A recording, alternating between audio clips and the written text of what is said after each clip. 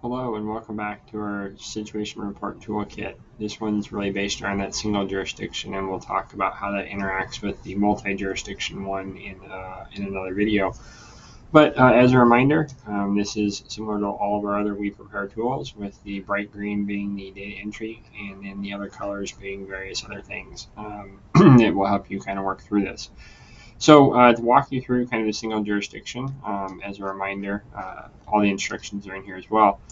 But from a data entry standpoint, this may have come to you in one of a couple of ways. If this is purely a standalone document for your local jurisdiction, meaning the state or the feds or the county or whomever did not send it to you as part of an organized data collection effort, you will have to populate some of this data entry. These are kind of the high level pertinent details with things like name of event, event number, etc. Some of this could again be probably pre-populated. You know what your agency is, you know what your time zone is, you generally have an idea of operational periods and whatnot. Some of it will have to be real-time customized, obviously the incident start date, things like that. But you can see how you can get some of this stuff worked up a bit ahead and then be able to just do some quick customization.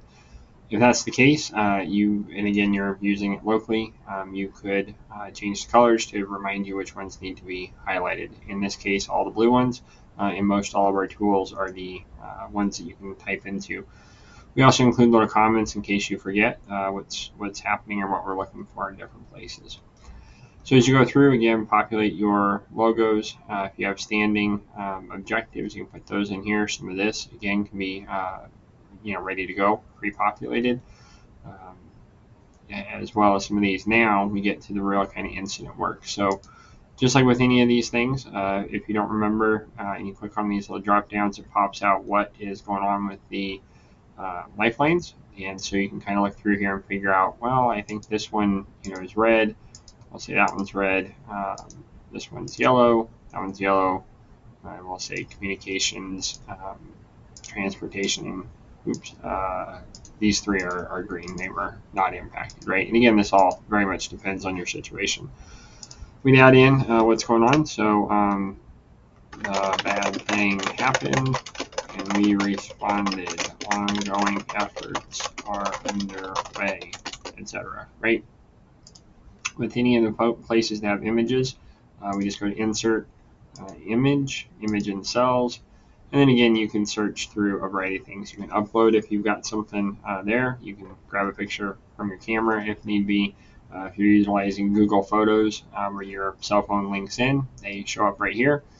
Google Drive, again, if you had some image somewhere else, or Google Search. So we'll just say for this one, disaster, and let's say that's our incident, hit insert, and it will bring that in right there. We can give a context to that, right? A caption. And so bad thing, damage happened.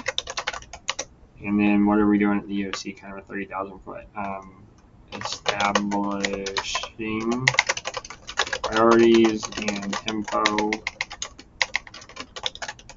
All right, we'll come back to these maps here in a minute. But again, we'll show you how to make them, and then you can then take a picture of it, right? Upload the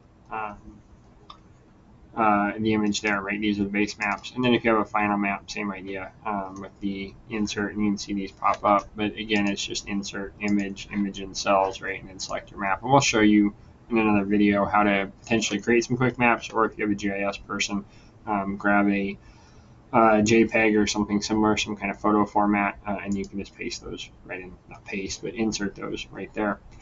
Other images you can see we can put in as well as context to again help tell our story. Coming down, if we have a budget, we can put that in there, and then if you want to change any of these pink things, you can. We would not recommend necessarily doing so, but if you feel like they're not telling your story or something, it is possible to change these and it will populate throughout. Again, a lot of this can be pre-populated. So now that you've got your data entry tab filled out, we'll go take a look at our the main tab here, right? And this is going to be what you're going to be doing most of your data entry tab. We've got a template example here where again you can customize questions. Word of caution: if you're rolling these up into a aggregate, again at the state, regional, county level, you all need to have the same questions, otherwise your answers won't make much sense. So just do any of the customization in concert with some of your partners. This data, right, again, we would do it down here on our actual tab of the county, and to change that, right, we can change it to whatever other county name we want. It will update everything else. But for the point of tonight, we'll just look at some examples of what we could put in there. Again, start telling the story, start listing it out. You can kind of work through like what happened, what's the impact of it, etc. Come down through the lifelines, and again, you mark those on the other page, and so they updated here. You don't have to change them at this point. They pulled in from that first page. Go ahead and again tell the story as you kind of work through here. This gives somebody a deeper dive on what they're looking at. As you get down to cost, again, this pulled in from earlier on, and again, you can start putting in some narrative here of what money you're spending, some damage assessment data of what you think is impacted, right? Again, by category and by severity, and then a little bit on people. As you work through, right, we got another little one here about what is deployed. And so in fire, let's say we have 3 pieces of apparatus and 1 firefighter driving all 3, which doesn't make much sense, make 3. You can see these populate and update. Again, images and captions of what's going on here a little bit. And so like we talked, I can insert image in cells, and you probably had the photo, right? So you'll upload it from wherever your photo was. But again, we'll just kind of show you an example here. So let's just say that's the one we want. Again, you can tell the story.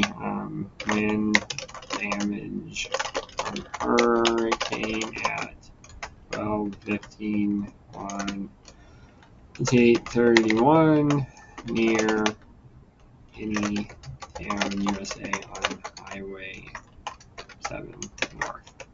Right, so again, you give it some context. From there, that's pretty much your data entry. The trends over time, we'll work through this on another video as well, kind of to close out each evening and how you update this. But you can see not too bad to update a couple of places.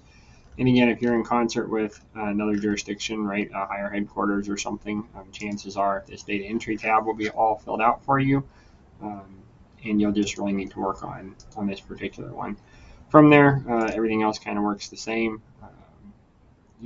as our multi-jurisdiction version, right, where it pulls in all the different stuff, and then you're ready to print what is going on. So with that, we'll go ahead and wrap this one up on data entry in this single jurisdiction. As always, we appreciate you joining us very much so, and please do reach out to us if there's anything we can do to help you with customization, feedback, questions, or whatnot. As always, be safe and happy trails. Take care.